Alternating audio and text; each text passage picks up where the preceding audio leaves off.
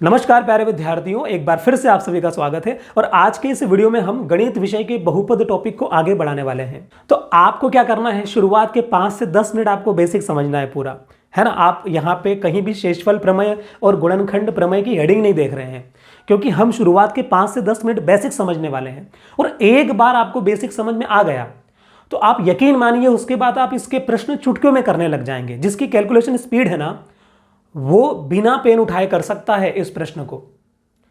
और जिसकी calculation speed मान लो थोड़ी सी स्लो है, तो भी आप लगभग हाईएस्ट आप 1 से 1.5 मिनट में इन प्रश्नों को बना सकते हैं।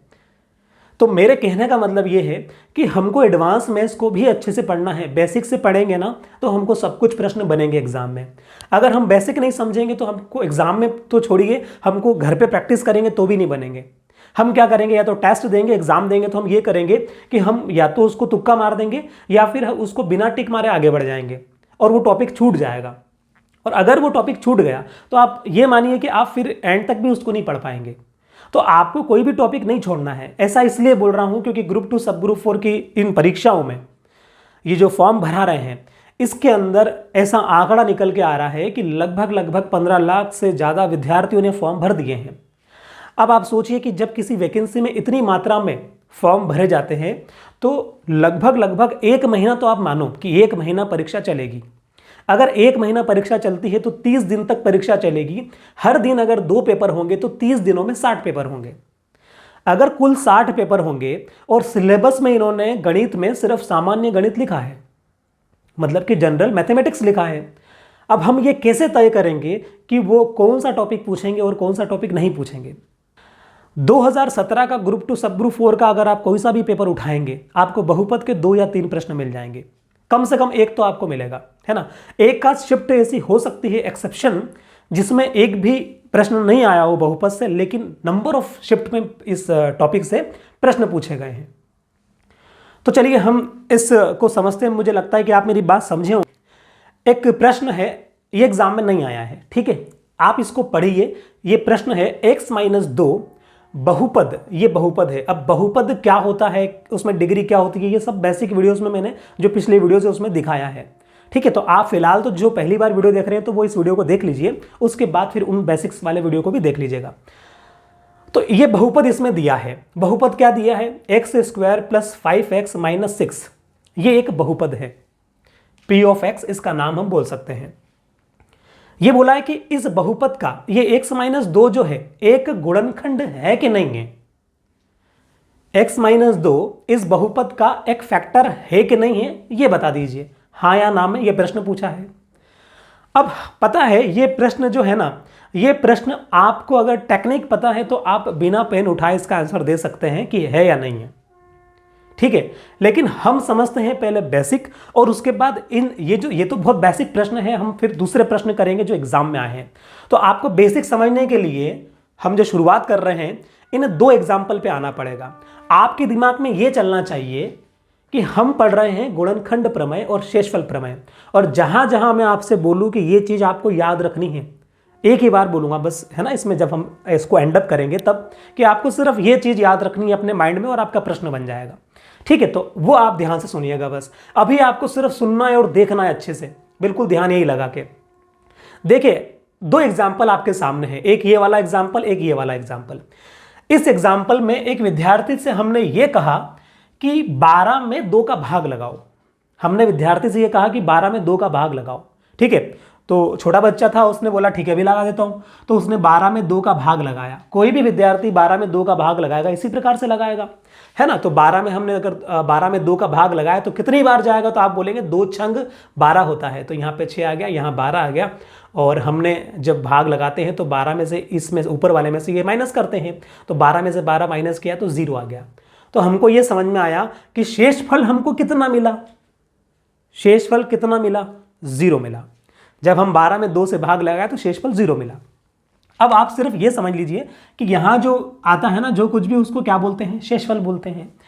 6 बार हमने पहाड़ा बोला था, इसका मतलब भागफल। यहाँ जो चीज़ लिखी रहती है वो भागफल होती है। यहाँ जो चीज़ लिखी रहती है, अब यहाँ तो 12 है, हो सकता है कुछ भी हो, जैसे वहाँ पे 13 है, तो ये 12 जो है ये क्या है, ये भाज्य है।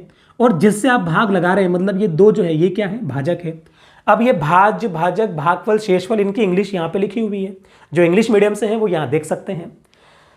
हम इससे क्या समझे? हम इससे ये समझे कि हमने जब 12 में 2 से भाग लगाया तो हमको शेषफल 0 मिला। इसका मतलब अगर मैं आपसे कहूं कि इस 12 के बराबर में आप क्या लिख सकते हो, तो आप बोलोगे इस 12 के बराबर में मैं 2 × 6 + 0 लिख सकता हूं। ऐसा कर सकते हैं। क्यों कर सकते हैं? क्योंकि भाज्य बराबर होता है भाजक × भागफल प्लस शेषफल के। ठीक है। Dividend is equal to divisor × quotient plus remainder, यही तो होता है। तो आपने कहा ठीक है, ये तो हमको पता है। तो इससे क्या संबंध है? इससे एक संबंध है। किसका? गुणनखंड प्रमेय का एक संबंध है। क्या संबंध है? आप ये समझिए कि क्या हम ऐसा कर सकते हैं, अब 12 = 2 × 6, अब 0 तो है ही नहीं, है ना। 0 की जगह लिखो या मत लिखो एक ही बात है। इससे हमको क्या लग रहा है? इससे हमको ये लग रहा है कि यार ये 2 जो है ना, ये 2 जो है और ये 6 जो है, ये दोनों ही इस 12 के क्या है? मल्टीपल है। क्या है? गुणनखंड बोल लो या गुणज बोल लो। क्या है? गुणनखंड बोल लेते हैं हम। 2 और 6 जो है ये क्या है? ये गुणनखंड है। इस कहने का मतलब ये है कि अगर आप 2 का पहाड़ा बोलेंगे तो भी 12 आएगा, आप 6 का पहाड़ा बोलेंगे तो भी 12 आएगा। और भी इसका गुणनखंड हो सकता है। कौन हो सकता है? 3 भी तो हो सकता है। बिल्कुल हो सकता है, क्योंकि यहाँ पे 3 × 2 लिख देंगे तो 3 भी आ जाएगा। तो अभी हमको वहाँ नहीं जाना है। अभी हमने क्या समझा कि 2 × 6 ये क्या है? गुणनखंड है। ठीक। हम ऐसा क्यों कह रहे हैं कि ये गुणनखंड है?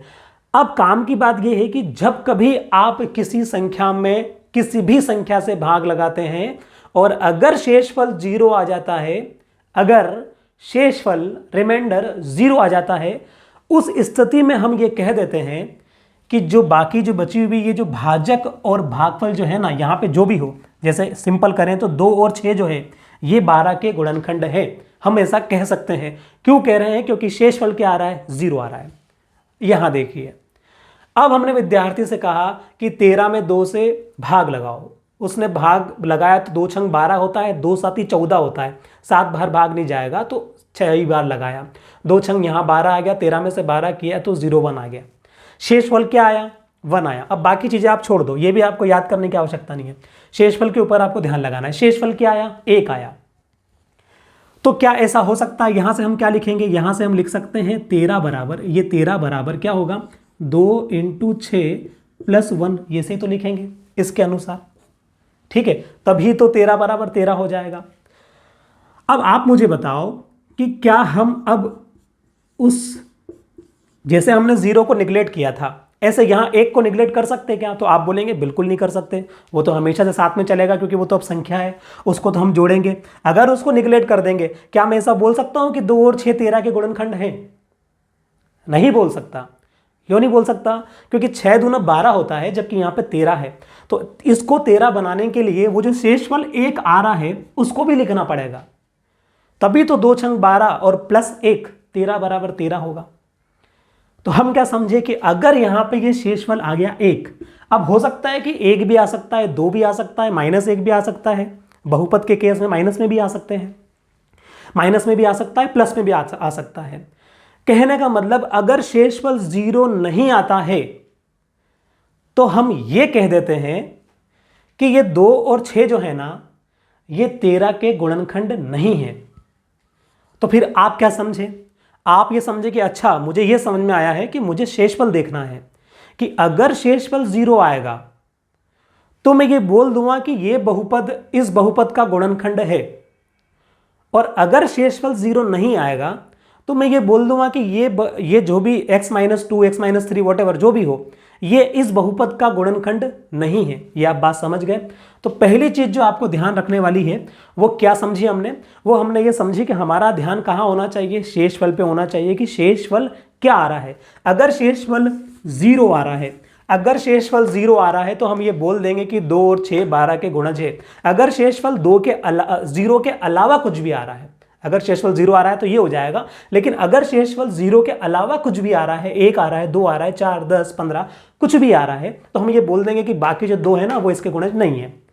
क्लियर है यहां तक बात? अब हम इसको समझते हैं। प्रश्न ये है कि x - 2 बहुपद, कौन से बहुपद का? इसका p of x = x² - 5x + 6 का एक गुणनखंड है कि नहीं है, ये हमको चेक करना है। अभी मैंने उस माइनस, यहाँ पे प्लस था उसको माइनस कर दिया, वहाँ पे माइनस था उसको प्लस कर दिया, चेंजेस कर दिया उसको। ठीक है, तो इस सवाल का हमको उत्तर देना है हाँ या ना में कि है कि नहीं है। अब आपके माइंड में क्या आएगा, आपके माइंड में ये आएगा कि अगर मैं भाग लगाऊं और भाग लगाने के बाद अगर मुझे शेषफल 0 मिल जाएगा तो मैं क्या बोल दूंगा कि ये गुणनखंड है, x-2 इसका गुणनखंड है। और अगर मुझे जो शेषफल है वो 0 नहीं मिलेगा, 0 के अलावा कुछ भी मिलेगा, तो मैं क्या बोलूँगा कि ये गुणनखंड नहीं है। इतना आपके माइंड में आ गया होगा। तो हम अब भाग लगाते हैं। अब बहुत सारे विद्यार्थियों को जो है ना भाग लगाना नहीं आता है, बहुपद के अंदर भाग कैसे लगाते हैं वो नहीं आता है। तो आप बड़े ध्यान से समझिएगा कि आपको भाग कैसे लगाना है बहुपद के अंदर। हालांकि एग्जाम में नहीं लगाना है ना, लेकिन आपको आना चाहिए। अब देखिए भाग कैसे लगाते हैं। सबसे पहले आपको जिसके अंदर आप भाग लगा रहे हो ना, उसकी पहली टर्म देख लो, बस उसका पहला पद देखो क्या है, x² है। फिर आपको देखना है कि आप जिससे भाग लगा रहे हो x-2 से, इसके अंदर ये x जो नजर आ रहा है, इस x को आप x² कैसे बना सकते ये सोचिए। ठीक है, क्यों बना रहे हैं x²? क्योंकि अभी हमको नीचे यहाँ पे x² चाहिए, तभी तो हम साइन चेंज करके उसको काट देंगे, है ना। तो हमने क्या किया, हम इससे भाग लगा रहे हैं, x-2 से भाग लगा रहे हैं इसके अंदर, और यहाँ पे x² है और मुझे इस x को x² बनाना है, तो मैं इसमें किसका गुणा कर सकता हूँ, x का। अगर मैं इसके अंदर x का गुणा करूँगा तो ये हो जाएगा x² - 2x, ऐसा ही तो हो जाएगा। ये पूरा क्या बन जाएगा, ये बन जाएगा। तो कहने का मतलब x-2 की टेबल हमने कितनी बार बोली, x-2 की टेबल हमने x बार बोली। अगर हमने x बार बोली तो यहाँ पे क्या आ जाएगा, x आ जाएगा। भागफल में x क्यों लिख रहे हैं, क्योंकि हमने 2 की टेबल 6 बार बोली थी तब 12 आया था। x-2 की टेबल जब हम x बार बोलेंगे तो x² - 2x आएगा। तो हम अभी यहाँ पे क्या लिख रहे हैं, x² - 2x लिख रहे हैं। ठीक है, क्या मुझे अब उस 6 को भी छेड़ना है? अभी नहीं छेड़ना है, अभी आपको सिर्फ साइन चेंज करना है। ये प्लस का साइन है, साइन चेंज क्यों कर रहे हैं, क्योंकि हमको अब इसको काटना, ये कट सकता है लेकिन कौन से केस में कटेगा, जब ये प्लस का x² है इसको मैं माइनस बना दूं। अब इसको अगर मैं माइनस बनाऊंगा तो पूरे में यहाँ नीचे में हमको साइन चेंज करना पड़ेंगे, तो इसको मैं प्लस बना रहा हूँ, क्योंकि ये -2x था इसको मैंने प्लस बना दिया, ये प्लस का x² था इसको मैंने माइनस बना दिया। इससे क्या हुआ, इससे उस x² से ये कट जाएगा, क्योंकि ये प्लस का है और ये माइनस का है, आपस में कट गए, 0 बचा। आगे देखो, माइनस का 5x है प्लस का 2x है, माइनस का 5x प्लस का 2x, इसको सॉल्व करेंगे तो क्या आएगा, 3x आएगा। ऊपर से अब हमको 6 उतारना है, हमने 6 उतार लिया। यहाँ क्या हुआ, यहाँ ये हुआ कि अब हमको -3x + 6 में इससे भाग लगाना है। यही तो हम करते हैं, ये तो कभी भी नहीं बदलेगा, भाग तो इससे ही लगेगा हमेशा, बस हर बार क्या चेंज होगा, भाज्य चेंज हो जाएगा। ठीक है, तो अब हमको इसके अंदर भाग लगाना है। तो अब क्या सोचना है, अब आपको ये सोचना है कि मैं इस x-2 को, इसको, इस x-2 को मैं कैसे -3x बना दूं। -3x क्यों बनाना है, -3x इसलिए बनाना है कि अब मैं फिर से काट दूंगा, जैसे मैंने x² को काटा ऐसे मैं 3x को भी काटना चाहता हूं। तो मैं इस x को -3x बनाना चाहता हूं, तो सिंपल सी बात है, इसके अंदर -3 से गुणा कर दो। जैसे पहले हमने x से गुणा किया था, अब -3 से कर देंगे। -3 से अगर हमने गुणा किया, या यूं बोले कि x-2 की जो ये टेबल है, जो पहाड़ा है, हमने कितनी बार बोला, -3 बार बोला, इसलिए वहां भागफल में -3 लिख दिया। अब क्या होगा, -3x प्लस क्या हो जाएगा, 6। ठीक है, यही तो आएगा।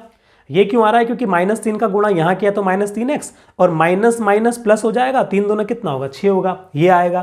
तो यहाँ पे क्या लिख दूंगा मैं, -3x प्लस का 6। क्लियर है बात। इससे क्या होगा, अब आप साइन बदल दो, माइनस का चीज प्लस कर लेते हैं, प्लस की चीज माइनस कर लेते हैं। इससे क्या हुआ, ऊपर माइनस का 3x है, नीचे प्लस का 3x है, आपस में कट जाएगा। ठीक है, ऊपर प्लस का 6 है, नीचे माइनस का 6 है, आपस में कट जाएगा। अब पूरा ही कट गया। अब कुछ बचा है क्या भाग लगाने के लिए, नहीं बचा है।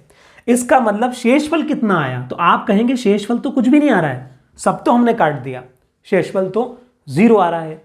और हमने आपसे क्या कहा कि जब कभी आप किसी एक बहुपद का दूसरे बहुपद में भाग लगाओ और उसके बाद शेषफल 0 आ जाए, इसका क्या मतलब है कि जो आप दो वैल्यू फाइंड कर रहे हैं, जिससे आपने भाग लगाया वो और जो भागफल निकल के आया वो दोनों ही इसके गुणनखंड होंगे। ये भी आप समझ गए होंगे। अब मैं आगे बढ़ने के लिए इनको रफ कर रहा हूं क्योंकि ये आप समझ गए होंगे, ठीक है।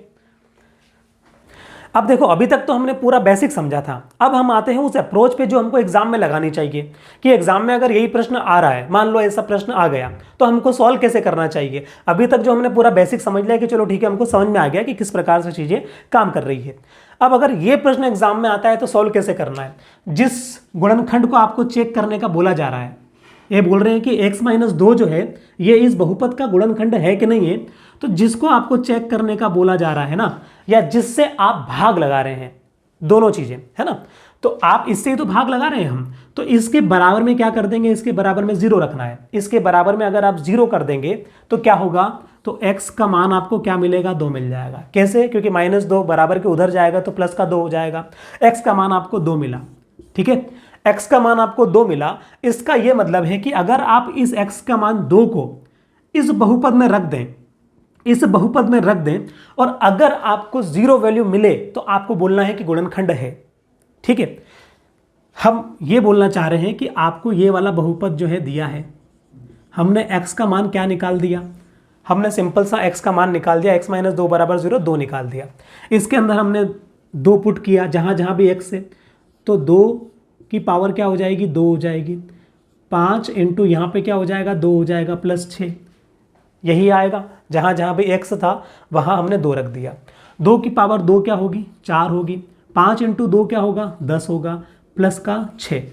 आप सोल्व करो इसको, क्या उत्तर आएगा। देखो, प्लस का 4 है और प्लस का 6 है, तो 6 और 4 क्या होगा, 10 होगा, -10। 10 में से 10 गए, कितना बचा, 0 बचा। हम क्या समझे, हम ये सॉल्व करने के बाद ये समझे कि अच्छा 0 आ रहा है, 0 आ रहा है शेषफल। इसका मतलब क्या है, इसका मतलब कि ये जो चीज़ है x-2 ये इसका गुणनखंड है। और हमको तो वैसे भी पता है क्योंकि हमने भाग लगा के देख लिया है। हम क्या समझे, इससे आप क्या समझे वो आपको यहाँ पे देखना है, क्योंकि मैं डायरेक्ट आपको ये दिखाता तो आप समझ नहीं पाते। अब आप समझ जाएंगे। अब आपको वो भाग जो हमने लगाया था वो भी अपने दिमाग में रख के यहाँ पे इसको पढ़ना है। जब कभी गुणनखंड प्रमेय की बात आती है, जब कभी गुणनखंड प्रमेय की बात आती है, तो उसका मतलब यह है कि यदि x-a f ऑफ x लिखा ना मैंने, तो ये बहुपद है। अब यहां पे कुछ भी आ सकता है, जैसे ये बहुपद दिया है, तो यहां पे समझने के लिए सिर्फ हमने f ऑफ x लिखा है। ये सिंबल है कि कुछ भी बहुपद हो सकता है, कि यदि x-a बहुपद f ऑफ x का गुणनखंड है, तो कौन सी स्थिति में होगा, जब आप x-a को आप इस फॉर्म में एज्यूम करो। जब आप x-a के बराबर में 0 रखेंगे और x का मान आप a ले आएंगे और इस x के मान को आप f ऑफ a कर देंगे। यहां मैंने क्यों किया इस x की जगह a, क्योंकि जहां जहां भी इस बहुपद में x होगा ना, वहां मैं a रख रहा हूं।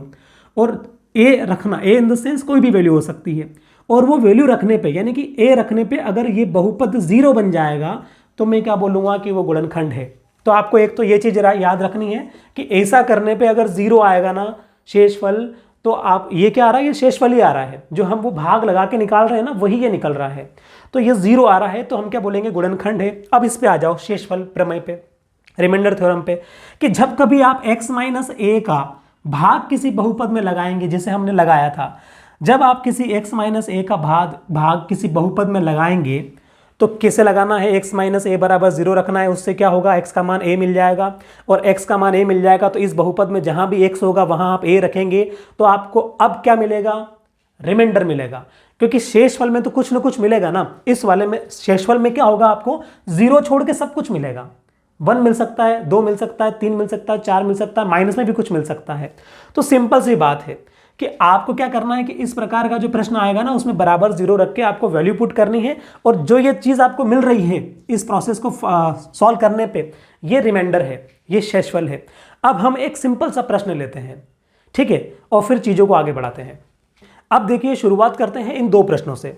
2 प्रश्न आपके सामने लिखे हुए हैं। पहला प्रश्न देखते हैं, यदि बहुपद, कौन सा बहुपद, p of x, x² plus x plus 4, मतलब कि पहला बहुपद हमको ये दिया है और दूसरा बहुपद दिया है q ऑफ x, जो कि क्या है, x-1 है।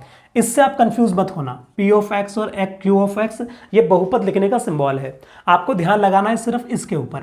हमको पहला बहुपद ये दिया है और दूसरा बहुपद ये दिया है। हमने प्रश्न पढ़ा तो बताया कि एक बहुपद है x square plus x plus 4, ये बहुपद x माइनस 1 से विभाजित किया जाए तो शेषफल क्या होगा। यानी कि फर्स्ट में तो ये पूछ रहे हैं कि अगर आप इसके अंदर इससे भाग लगाएंगे तो शेषफल क्या मिलेगा। इसको देखो जरा, ये प्रश्न है कि यदि बहुपद x माइनस 2 बहुपद x स्क्वायर प्लस के एक्स प्लस 4 का एक गुणनखंड है, तो k का मान क्या होगा। दो प्रश्न आपसे पूछे हैं और दोनों ही प्रश्नों में वही कॉन्सेप्ट लग रहा है जो अभी हमने हाल ही में देखा है। क्या कॉन्सेप्ट है, आपके दिमाग में इस प्रश्न के लिए यह अप्रोच आनी चाहिए कि अगर गुणनखंड है, इसका मतलब जीरो का कुछ ना कुछ होगा, क्योंकि गुणनखंड वाले केस में क्या होता है, शेषफल हमेशा जीरो ही आता है। और अगर जीरो नहीं आता है तो फिर शेषफल कुछ ना कुछ आता है। तो सबसे पहले इस सवाल को करते हैं, क्योंकि इसमें वो हमसे शेषफल पूछ रहे हैं कि शेषफल क्या आएगा। हम जानते हैं कि अगर हमको शेषफल निकालना है ना, तो हम जिससे विभाजित कर रहे हैं x माइनस 1 के बराबर में 0 रख देंगे और x का वैल्यू कितना मिल जाएगा, हमको 1 मिल जाएगा। इस x की जो वैल्यू 1 आई है, इसको हम इस बहुपद में पुट कर देंगे तो जो भी वैल्यू आती है वो शेषफल आता है ना। इसके अंदर अगर हम ये रखेंगे तो जो भी आएगा वो क्या आएगा, शेषफल आ जाएगा। कहने का मतलब हमको ये वाला बहुपद दिया है x square plus x plus 4, 1 हमको रखना है, 1 की घात 2 प्लस 1 प्लस 4, बताओ क्या आएगा। 1 की घात 2 मतलब 1, तो 1 और 1 2, 4 और 2 6, तो हमको 6 आंसर मिला। इस सवाल का उत्तर क्या आया, 6 आया। कि अगर इस बहुपद में इससे भाग लगाएंगे तो जो शेषफल मिलेगा वो क्या आएगा, 6 आएगा। इस प्रकार से अगर हम भाग लगाते और यहां जो शेषफल आता है वो क्या आएगा, 6 आएगा। क्लियर हो गई बात। दूसरे सवाल पे आते हैं। यदि बहुपद x माइनस 2 इस बहुपद x स्क्वायर प्लस के एक्स प्लस 4 का एक गुणनखंड है, उन्होंने बोल दिया प्रश्न में कि गुणनखंड है, नहीं बोलते तो हमको थोड़ा दिमाग लगाना पड़ता, लेकिन उन्होंने बोल रखा है कि गुणनखंड है।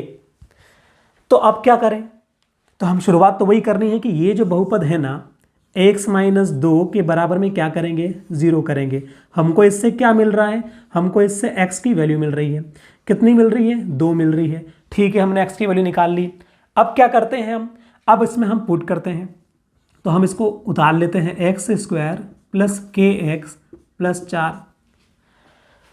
जहां जहां भी हमको क्या है, जहां जहां भी हमको x दिख रहा है वहां हमको 2 रखना है। इसके बराबर में क्या मैं 0 लिख सकता हूं, यह आपके माइंड में आना चाहिए। यहां तो हमारे माइंड में बराबर में 0 रखने का नहीं आना चाहिए। क्यों नहीं आना चाहिए, क्योंकि यहां पे शेषफल बोल रहे हैं कि शेषफल कुछ न कुछ निकल के आएगा। यहां पे भी शेषफल निकल के आएगा, अभी हम सॉल्व करेंगे तो, लेकिन 0 आएगा। और 0 शेषफल किस केस में आता है, जब कोई ना कोई एक गुणनखंड होता है। हमको कैसे पता है कि 0 आएगा, हमको ऐसे पता है 0 आएगा, मतलब k का मान तो कुछ वैल्यू आएगी, लेकिन इसके बराबर में हम 0 रख सकते हैं। क्यों रख सकते हैं, क्योंकि जब कभी हम x का इस प्रकार से मान निकालते हैं और उस मान को हम इस बहुपद के अंदर रखते हैं तो उसकी वैल्यू 0 आती है। कौन से केस में, गुणनखंड वाले केस में। इसलिए हमने बराबर में 0 रख दिया। इससे क्या होगा, इससे आप देखेंगे कि 2 की power 2 plus k into 2 plus 4 बराबर 0। 2 की पावर 2 मतलब कि 4, और ये हो जाएगा आपका 2k प्लस 4 बराबर 0। ठीक है, 4 और 4 8, मतलब कि 2k प्लस 8 बराबर 0। ठीक है, तो k का मान क्या मिल रहा है हमको फाइनली k का मान मिल रहा है -8/2। ठीक है, तो k का मान हमको यहां से मिला -4। इस प्रकार से हम मान निकाल सकते हैं। इन दो सवाल में आपको जो मुख्यतः अंतर देखना है वो ये देखना है कि इसके अंदर तो हमने बराबर 0 नहीं रखा क्योंकि वो 6 आ रहा है। ठीक है, लेकिन इसके अंदर इसका जो वैल्यू आएगा ना, इसका वैल्यू तो 0 ही आएगा। आप जब अब ये -4 इसके अंदर रखेंगे तो ये 0 बन जाएगा। तो इस प्रश्न में यही बात थी।